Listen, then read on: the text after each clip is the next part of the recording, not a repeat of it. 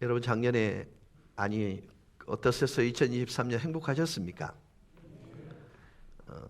평년작은 되지요?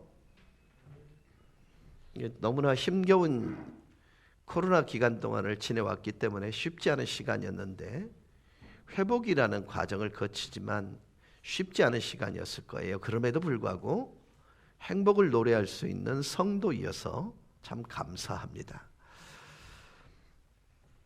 여러분 지난 1년 동안 우리 하나님께서 우리 교회와 어떻게 동행했는가 잠시 영상을 통해서 확인하겠습니다.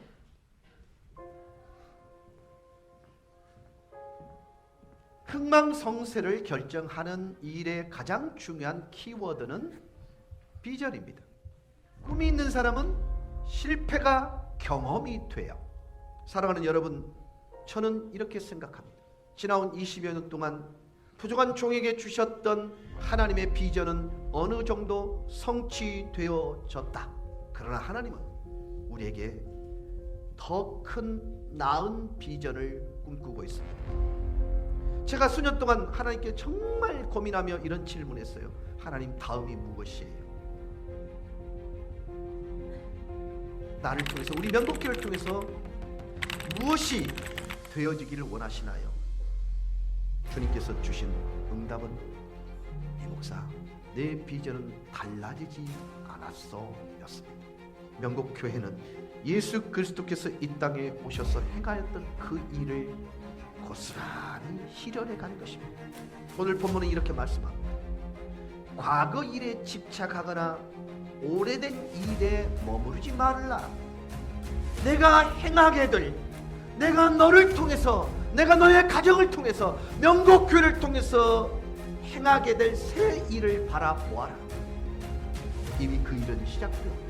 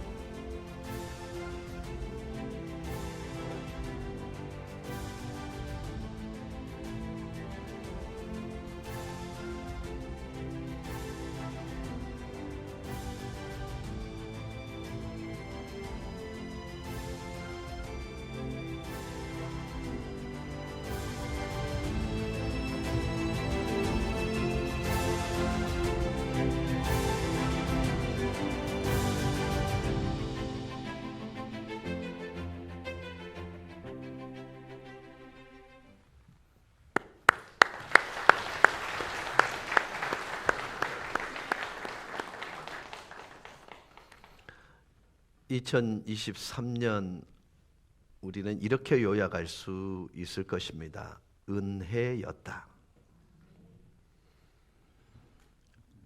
많은 이들은 감사한데, 그런데라는 단서 조항을 붙입니다. 그거 감사 아니에요. 은혜였다. 그런데 그거 온전한 고백이 아닙니다. 왜냐하면 모든 우리가 갖는 시간의 통치 영역에는 하나님의 완전하심이 있기에 그만큼 주셨으면 그게 우리에게 완전한 은혜요, 완전한 감사이기 때문에 그런 것입니다. 그래서 여러분, 사랑이 실패하지 않는 이유는요, 주님의 꿈이기 때문입니다. 우리가 지난 꿈먹살 때 좌절할 수밖에 없는 상황이었습니다. 한 주간 내내 비가 왔을 뿐만 아니라 그날 행사 하루 전날 정말로 이게 하늘이 이게 부셔져 버린 듯하게 막 부었었습니다. 그때 사무실로 많은 전화가 왔습니다. 행사가 진행됩니까? 저희들은 그런 의구심을 가져본 적이 없습니다. 의심을 가져본 적이 없습니다. 행사를 취소할 거냐 고민해 본 적도 없습니다. 한 명이 와도 괜찮다는 생각이었습니다. 왜냐하면 사랑에는 실패가 없기 때문입니다. 제가 우리 그때 새벽 그리고 정말 늦은 시간까지 함께하는 지체들에게 이렇게 속삭여줬습니다. 우리 힘냅시다. 사랑에는 실패가 없습니다. 한 명이 와도 우리는 성공한 것입니다. 이미 그들은 그것에 대한 확신을 가지고 있었기에 그때 어떤 한 신문 기자가 그 모습을 취재했나 봅니다. 그래서 어느 일간지에 그날 동원된 아이들 학생 숫자만 5,000명에 달한다라는 그런 기사가 나온 적이 있었습니다. 여러분, 시간에는 사랑이 이유가 된, 그래서 그 시간 위에 얹혀진 우리의 모든 삶에는요, 실패가 없습니다. 그래서 여러분, 고맙습니다로 끝나십시오. 은혜였습니다로 끝내실 수 있기를 바랍니다. 그런데라는 단서는 붙이지 마세요. 물론 부족한 부분이 있습니다. 그러나 하나님이 받으실 만한 것은 그냥 온전함입니다. 여러분, 시간은 이렇게 시작되었습니다. 태초에 하나님이 천지를 창조하시느니라. 이 자꾸 먹으면 분명히 죽는 줄 알지만 그럼에도 불구하고 자꾸 먹는 게 나입니다. 그렇죠? 이제 우리 몇 시간 후면 또 한 살 먹습니다. 천장로님, 한 살 더 먹어요.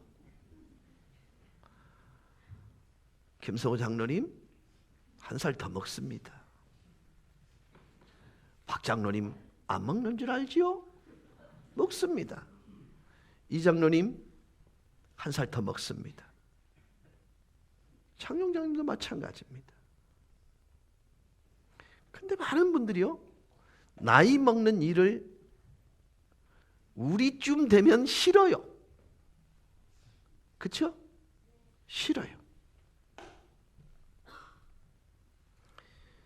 하나님께서요, 소를 만드시고 소에게 70년의 수명을 주었답니다. 그리고는 사람을 위해서 죽도록 일하라 그랬더니 소가 그러면 하나님 저 절반만 받을래요? 그러더래요. 그래서 35년을 내려놓았어요. 그래서 35년을 살고요. 개에게 수명을 30년을 주었대요. 그리고 사람을 위해서 죽도록 충성하고 즐거움을 주고 집을 지켜라 그랬더니 개 역시 15년을 내려놓더래요. 원숭이에게 수명 30년을 주고 사람들 왜 재롱 피워라 그랬더니 15년을 내려놓더래요.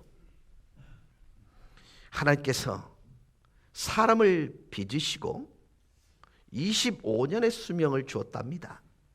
그 욕심 많은 사람들이요, 저 짐승들이 내려놓은 거 다 달라고 해서 받은 것이 90년입니다.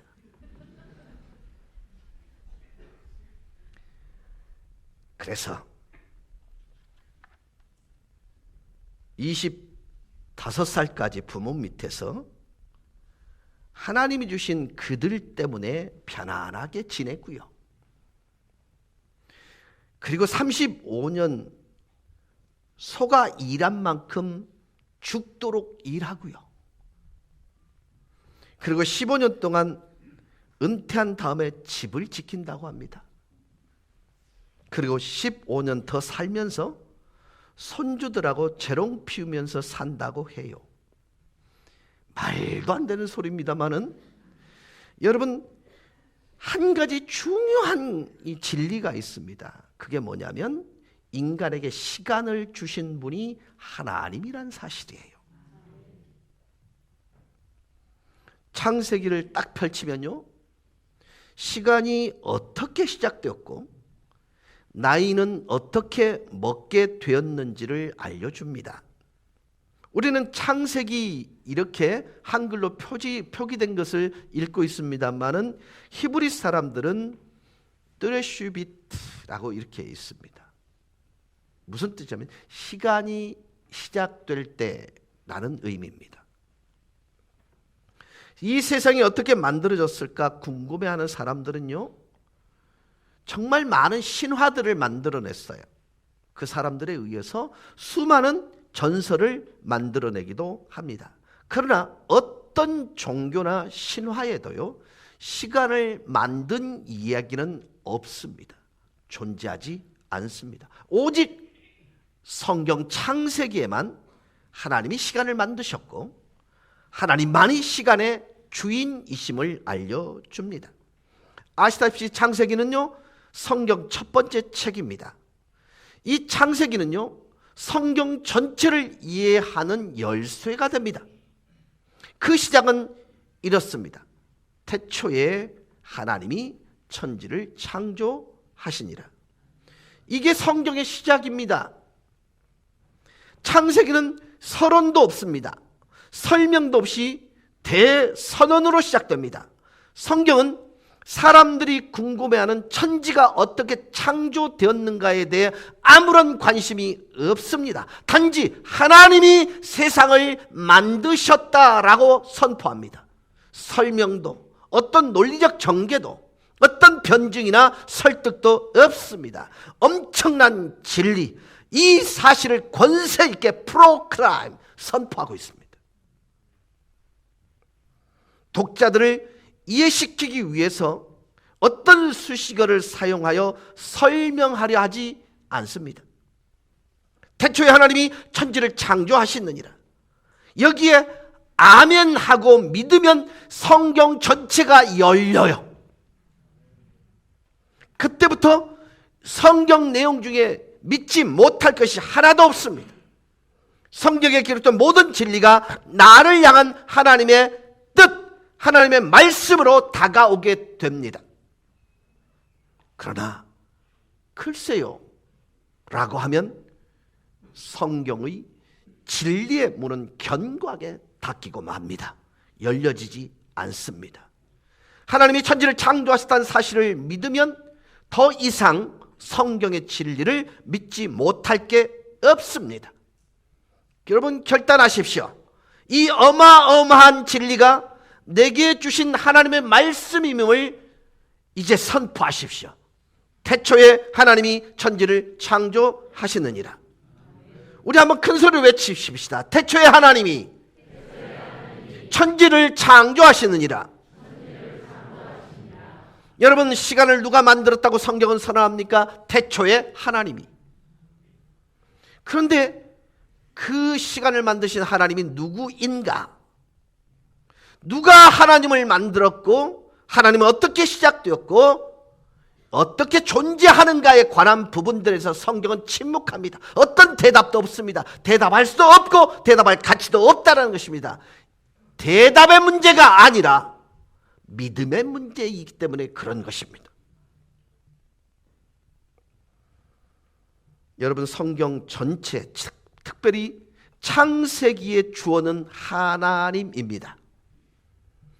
이 세상의 주인은 하나님이란 뜻입니다. 창세기 1장은요 32절로 구성이 되어 있는데 하나님이란 단어가 딱 30번 나옵니다. 근데 이 하나님이란 용어가 사용되어질 때 문법적으로 주격과 소유격으로만 딱 한정되어 묘사됩니다. 무슨 뜻이죠? 이 세상 누가 만들었는가? 하나님이 만드셨다. 이 세상 누구의 것인가? 하나님의 것이다. 이런 의미입니다. 여러분, 제가요 목사가 되기까지 대학 4년, 신대원 3년, 이 기간 동안 헬라어와 히브리어를 공부해야만 합니다. 정말 힘들기 때문에 계절학기까지 합니다. 근데 제가, 우리 후배님들은 어떤지 잘 모르겠습니다만 제가 히브리어를 배울 때는 이 안정목 목사님이라는 분이, 교수님이 가르치셨는데요, 다룰 때, 배울 때는 괜찮습니다만 기말고사를 칠 때 오픈북을 칩니다. 눈 감아라. 그 구약을 딱 올려놓고 눈 감고 뚝 펴라. 딱 펴는 그 페이지를 읽고 분석하고 분해하고 이 일들을 해야 됩니다. 근데 저는요 거의 10% 이상이요 이 이하로 합격이 되는데요, 놀랍게도 저는 1차에 합격을 했습니다.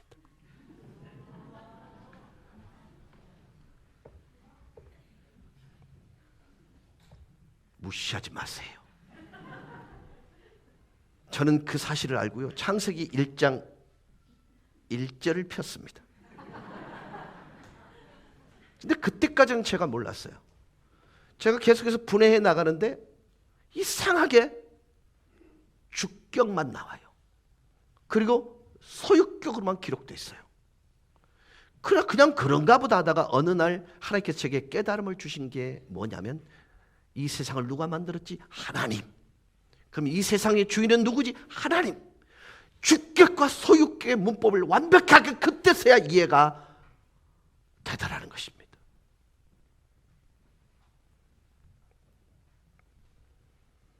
여러분, 내가 내 인생의 주인이 되는 순간 모든 것이 흐트러집니다. 내가 내 인생의 주격이 되는 순간, 그리고 소유격이 되는 순간 모든 불행은 여기서부터 시작이 됩니다. 내 인생의 성공보다 중요한 것은 하나님을 아는 것입니다. 내 소원과 꿈을 이루는 것보다 더 중요한 것은 하나님의 뜻이 이루어지는 것입니다. 나의 관계를 통해서, 내 공동체를 통해서, 내 가정을 통해서 하나님의 뜻이 이루어지는 것입니다. 이게 내 삶의 목적이 되어야 합니다. 여기 하나님은 엘로힘이라는 복수형으로 기록되어 있습니다. 야훼, 즉 여호와라는 이름은 창세기 2장 이후에 나옵니다. 창세기 1장에 기록되어 있는 하나님의 이름은 엘로힘입니다. 30번 나온다고 말씀을 드렸는데요, 그걸 세분화된 문법으로 들어가면 하나님이라는 이 호칭 속에는요 일반 명사 복수형으로 엘로힘이라는 단어를 씁니다. 천지에 여러 신이 존재하는 게 아니라 오직 하나님이라는 유일신만이 존재한다라는 거예요. 다른 종교, 다른 어떤 종류의 신도 잡신, 귀신이라는 의미입니다. 엘로힘이란 이 단어에 대단히 흥미로운 한 가지 사실이 등장하는데요, 엘로힘이라는 이 용어, 이 단어에는 복수형이라고 말씀을 드렸습니다. 물론 삼위일체 하나님을 묘사하기 위한 것인데요. 엘로힘이라는 이 단어가 쓰여지면 반드시 3인칭 단수 동사가 따라오는 게 그거 뭐냐면 창조하시느냐가 따라와요. 미안합니다. 지금 제가 문법 공부를 하는 게 아니라 설교를 하고 있는 것입니다. 이건 굉장히 중요한 내용이라서 말씀을 드리는 것입니다. 히브리어에서 이 엘로힘이라는 단어는 복수인데 단수형으로 쓰여지는 이 명사들을 장엄 명사형이다 이렇게 말합니다. 우리 부목사님들 들어보셨어요? 장엄 명사형. 여기에 깊은 진리가 있습니다. 장엄 명사형의 쓰임을 받을 때는 인간의 이성이나 논리로 이해할 수 있는 그런 존재가 아니라는 뜻이에요. 연구 대상이 아니라 믿음의 대상이요 경배 대상이라는 의미로 장엄 명사형을 썼습니다. 동사형을 썼습니다. 간단하게 이렇게 설명할 수 있어요. 하나님이 천지를 창조하셨다 할 때 하늘 천 땅 지할 때 이 땅을 그 땅이라고 번역하는 게 옳은데요. 이 땅은 여성 단수형으로 기록됩니다. 화성의 땅, 목성의 땅, 우주에 많은 땅이 있지만 바로 그 땅, 우리가 살고 있는 지구를 지칭하기 위해서 그 땅이라는 용어를 쓴 것입니다. 그런데 하늘이라는 단어는요, 남성 복수 명사로 기록되어 있습니다. 즉, 그 하늘들이라고 기록되어 있습니다.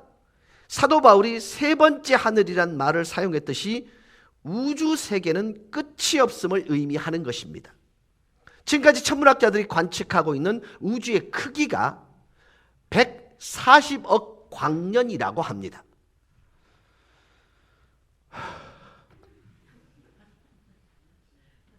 여러분, 빛이 1초에 지구 몇 바퀴를 도나요? 몇 바퀴? 7바퀴요. 근데 그 빛의 속도가 140억 년 동안 가야 이르는 곳이 우주의 끝이에요. 지금까지 인간이 발견한. 여러분 이해를 못하시니까 제가 쉽게 표현할게요. 억수로 멀다.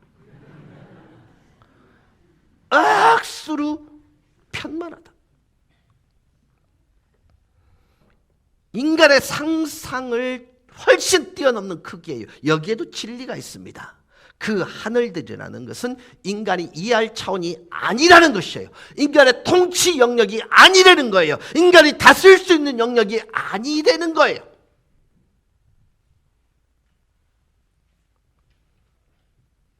하나님 천지를 창조할 때 이 창조라는 단어가 히브리어 단어 중에 바라라는 단어거든요. 바나도 되고 바라도 됩니다.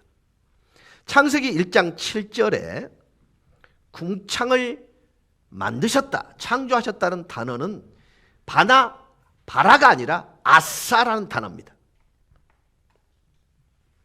창세기 2장 19절에 짐승을 지으셨을 때 야짜르라는 단어를 씁니다. 대신에 창세기 2장 22절에서 갈빗대로 여자를 만드셨다 할 때 사용된 것이 바라입니다. 즉 천지를 창조하실 때 쓴 단어가 바라고요. 인간을 만들었을 때가 바라입니다. 이 단어의 뜻은 낳았다, 양육한다, 지킨다 이런 의미예요. 내가 만들었다는 것은요, 끝까지 책임진다, 보존한다는 뜻 아닙니까? 그렇죠? 이수정 권사님, 누굴 낳으셨나요? 아들과 딸을 낳았죠. 그 낳았다라는 그것은 책임의 의미가 강하죠. 지키겠다, 보존하겠다, 이끄시겠다 이런 뜻입니다. 하나님이 바나라는 나를 만드셨다라는 이 단어 속에는 책임진다, 보존한다, 지킨다는 의미가 있다라는 것이에요. 여러분, 우리가 하나님을 신뢰하고 믿기만 하면, 그분의 식과 법을 따라 살기만 하면 하나님이 만드신 우리 인생을 끝까지 통치하시고 돌보시고 지키신다는 의미인 것입니다. 하나님은 아기를 낳고 내어버려두는 그런 의미가 아닙니다. 창조하시고 낳고 돌보시고 지키신다는 거예요. 여러분, 근데 문제는요, 아이를 낳았지만 직접 낳은 엄마와 아빠가 조금 다르다고 생각해 보시죠. 창룡 장로님 정말 미안한데요, 삼남매 낳을 때 뭐 고통 당해 보셨어요? 그만 미안한 마음뿐이었죠. 미안하고. 근데 여성들은요, 한 아이를 출산할 때 우리 몸의 모든 뼈들이 다 빠집니다. 여러분, 손가락 하나 뼈본 적 있으신가요? 그게 뭐냐, 뒤틀렸다는 얘기예요. 그러니까 이 뼈들이 다 빠져야 자궁이 열리는 거예요. 그러니까 한번 생각해보세요. 모든 뼈들이 다 열려져 있는 상태에서 몸을 조금만 비틀면 어떻게 되겠어요? 평생 고통을 당하는 거예요. 그 과정을 통해서 뭐 한다? 애를 낳은 거예요. 그러면 옆에서 미안한 마음을 가지고 있는 아빠와 정말로 힘겹게 애를 낳은 엄마가 똑같다 안 같다? 남자들 말을 안 해요. 유구무원이에요. 나도 마음 고통은 당했어 이러고 있는 거예요 지금. 여러분, 정말 미안합니다. 남자분들은요, 이런 얘기할 때는 고개를 푹 숙이세요.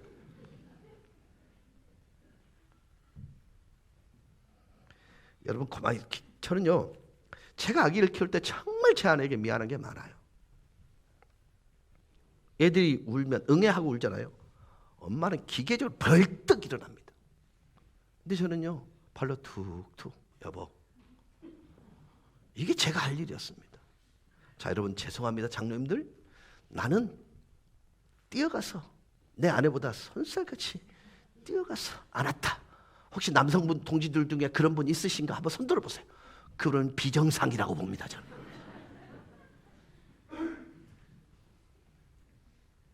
아빠는 쿨쿨 자요. 한 번은요, 우리 아이가 새벽에 무슨 일이 생겼나 봐요. 그래서 아내가 아기를 업고 응급실에 떼어 난리법석을 피웠는데 저는 쿨쿨 자고 있었답니다. 그래놓고요, 사랑의 몫은 같다 일하고 있어요. 이게 엄마 아빠의 차이일 수 있습니다. 엄마의 눈과 아빠의 눈은 다릅니다. 제가 참 좋아했던 요구르트가 한때 좋아했던 게 있거든요. 그걸 먹다가 제가 냉장고 안에 나는 기억이 안 나요. 그걸 마시고 싶어갖고 열어봤더니 반쯤 먹다만 그 요구르트라고 그래야 되나? 그 요플레 비슷한 게 있어요. 그걸 마셨는데 양이 안 차는 거예요. 여보, 그거 어디 있어? 그랬더니 여보, 그 안에 있어요. 그래요. 아무리 찾아도 없는 기라. 방에 있던 아내가 딱 나와갖고, 여보, 이게 그거 아니고 뭐예요? 그렇게 보여주는데 내 눈에는 안 보이는데 집사람 눈에는 비나 봐. 그런 일 있으세요 없으세요? 남자분들. 미안합니다. 여러분들은요, 정말 좋은 눈을 가지셨는데 나만 그런 것 같아서 미안합니다. 예. 여러분, 아무리 책을 찾아도 없는데 아내가 찾으니까 달라요. 왜 내 눈에는 안 보이는데 내 아내 눈은 보일까? 자, 여러분, 이렇게 물을게요. 남자와 여자, 아내와 남편이 길을 가다가 이쁜 여자가 있으면 남자들을 훔쳐 봅니다. 맞지요?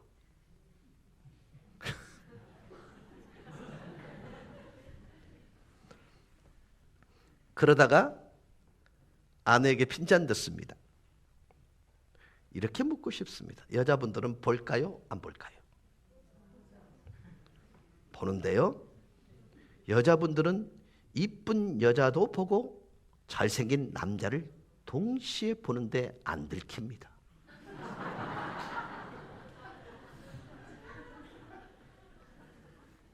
근데 여러분, 그 이유를 여러분 모르시잖아요. 안 들키는 이유를. 남자는 예쁜 여자를 보려면 고개를 돌립니다.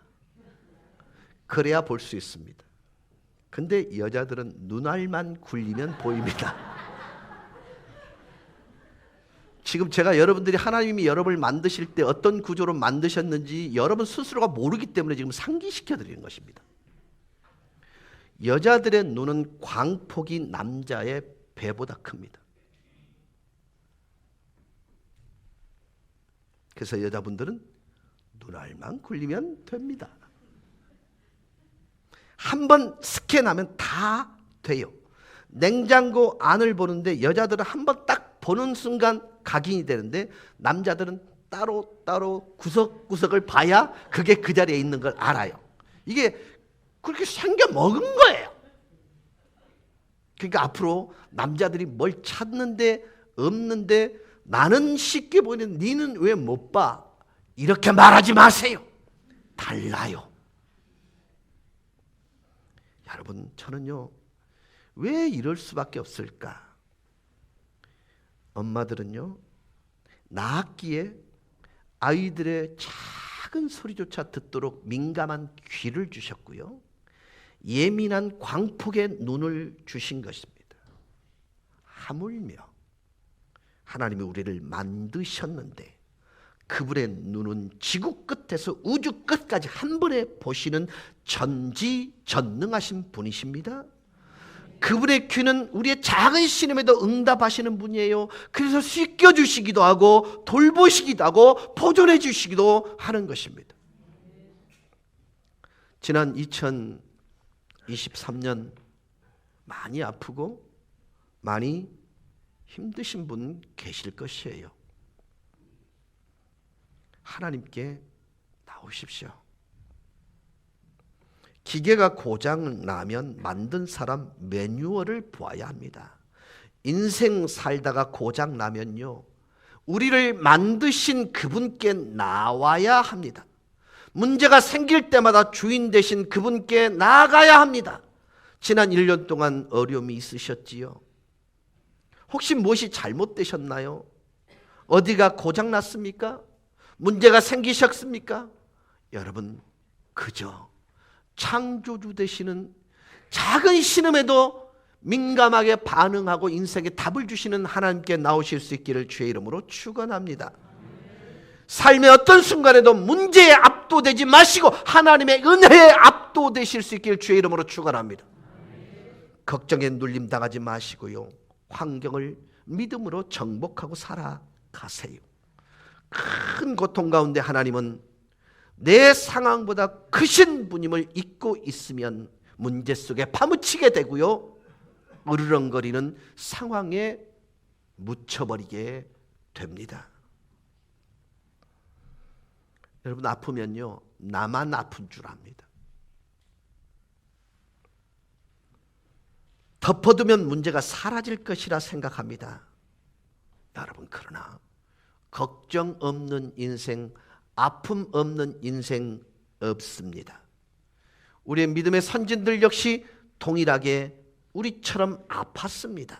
그러나 그들은 인생의 풀무불 속에서 주님이 자신과 함께 동행한다는 사실을 깨달았기에 그것이 아픔의 장소가 아니라 주님과 동행하는 장소였음을 고백함으로 그 상황을 이긴 자가 될 수 있었던 것입니다. 문제가 클수록 크신 주님을 만날 수 있습니다. 죄를 이기고 죄를 떨치고 일어나면 주님이 나를 기다리고 계십니다. 하나님은 아파하는 우리를 향하여 달려오세요. 내 힘으로 살고자 노력할 때 인생은 표류합니다. 주님 없이는 살 수 없는 자가 될 때에 하나님은 우리에게 다가오실 뿐만 아니라 우리를 사랑하시는 것입니다. 기억하십시오. 삶의 어떤 순간에도 하나님은 여러분 편입니다. 여러분, 한번 생각해 보세요. 그분이 우리 인생의 주인 될 때 모든 것에 자족의 은혜가 있는데요, 물질이 우리의 인생의 주인이 되고 나 보세요. 어떤 만족도 존재하지 않습니다. 조금만 더, 조금 더요. 여러분 기억하십시오. 결핍이라는 것이 이혼 사유가 아니잖아요. 조금 더, 이 의식 없이 그 어려움 속에 하나님의 동행을 깨달을 수만 있다면 정말 행복한 자가 되지 않을까 싶습니다.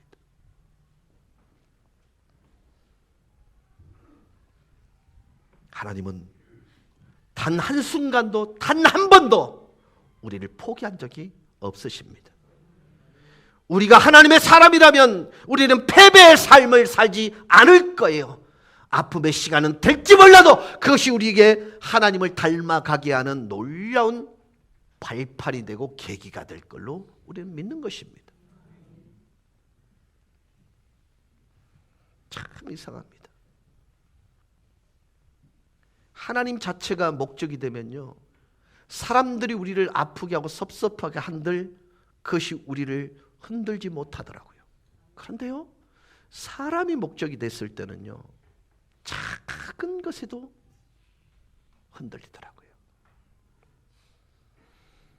제가 요즘 최장암 두 분을 위해서 집중적으로 기도한다는 얘기를 한 적이 있었습니다.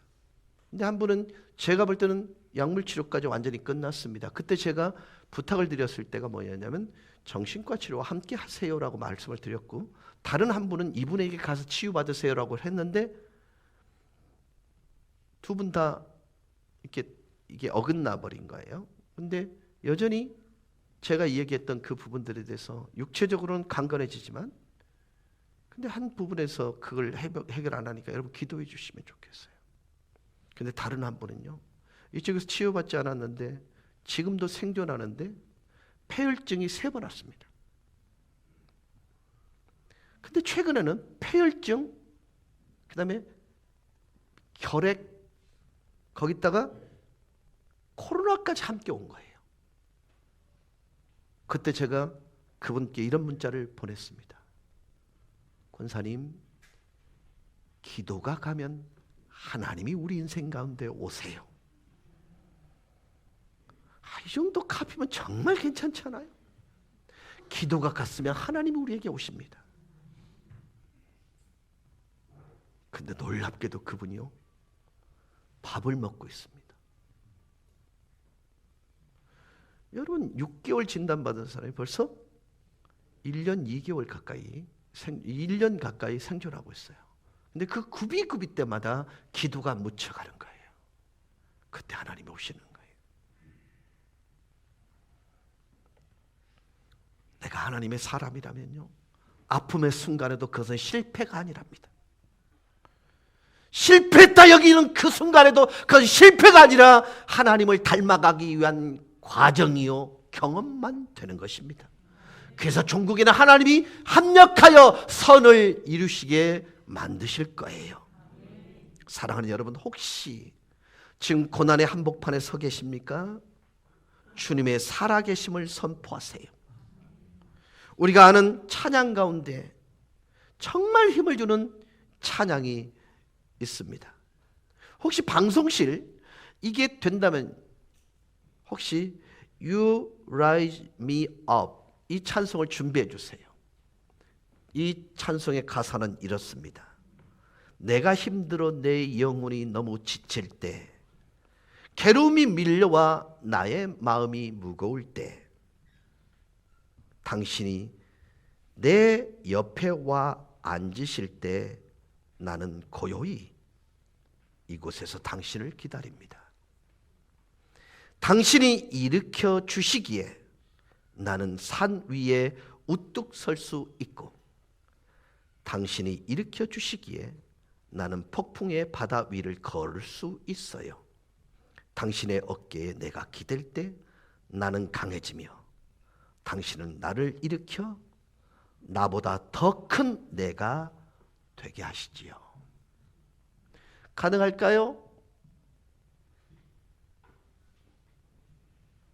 응답이 없군요. 됩니까? 오케이, 한번 들어보시죠. 너무 익숙한 찬양입니다.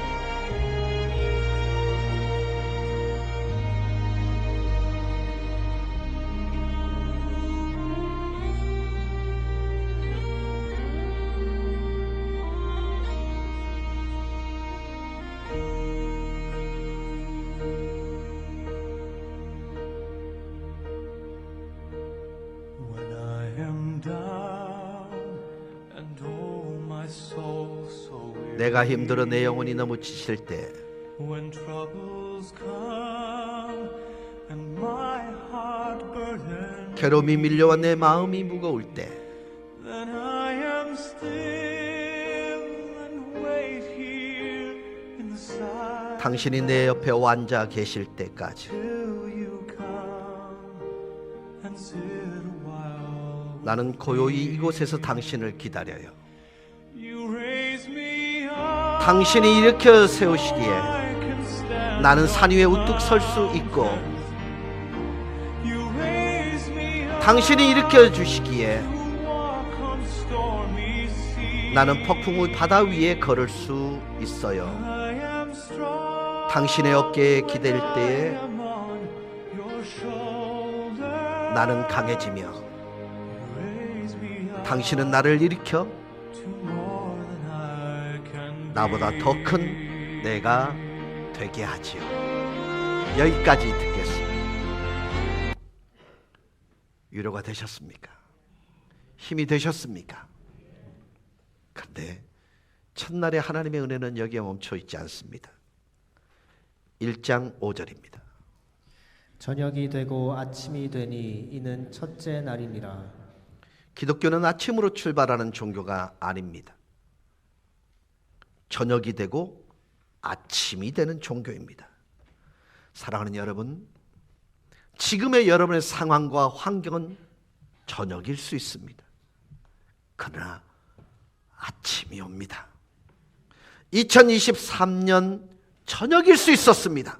그러나 2024년 이날은 반드시 아침으로 찾아옵니다. 믿기만 하면 말입니다. 지금은 고통 가운데 있지만 우린 반드시 일어나게 될 것입니다. 지난 한 해 실패했지만 우린 반드시 승리하게 될 것입니다. 지난 한 해 넘어져 있지만 나는 툴툴 털어버리고 2024년에 다시 일어설 것입니다. 저녁이 되고 아침이 되니 이는 첫째 날이라. 하나님은 이 창조 첫날을 보시면서 말씀하십니다. 보시기에 좋았더라. 지난 한 해 실패 가운데 계셨던 분 계십니까? 많이도 아팠던 분 계십니까? 어려움이 있으셨습니까? 꿈이 무너지셨습니까? 하나님이 주신 창조의 시간, 특별히 그 시간을 만드시고 나를 돌보시고 만드시고 그 시간의 주인이라 우리가 고백할 수만 있다면 하나님은 우리에게 좋은 일을 행하십니다. 그분은 선하신 하나님이기 때문에 그렇습니다. 사랑하는 여러분, 2024년을 다시 선물로 하나님께 주신다면 설레이셔도 됩니다. 감사하셔도 됩니다. 단 그 시간에는 꿈을 그리십시오. 그 시간에는 소원을 그리십시오.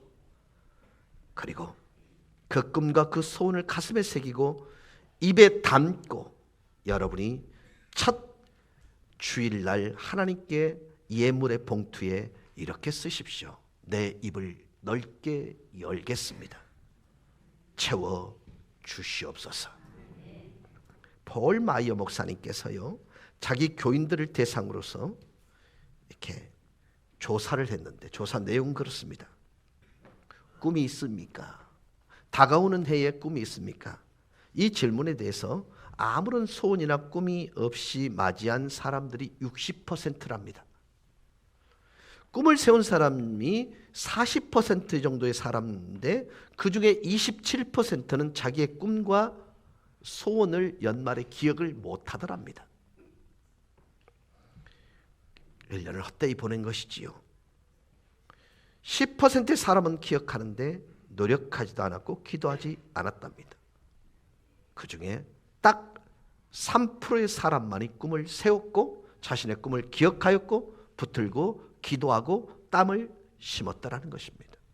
그런데 그 사람들이 1년 동안 받은 기도의 응답이 80% 정도 되더랍니다.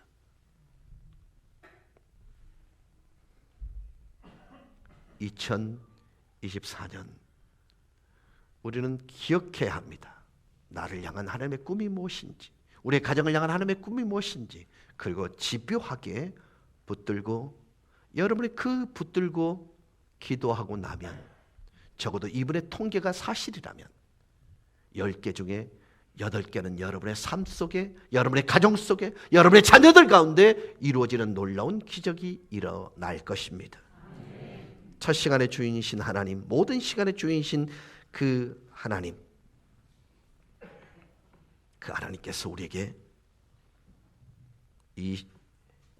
24년이란 시간을 선물로 주셨습니다. 그 시간 위에 여러분의 꿈, 여러분의 소망, 여러분의 비전을 심으십시오. 하나님께서 함께 동행해 주실 것입니다. 이 은혜가 되는 한 해가 되기를 주 예수 그리스도 이름으로 간절히 축원합니다. 다 같이 기름 바쳐서 우리 찬양으로 나가십시다.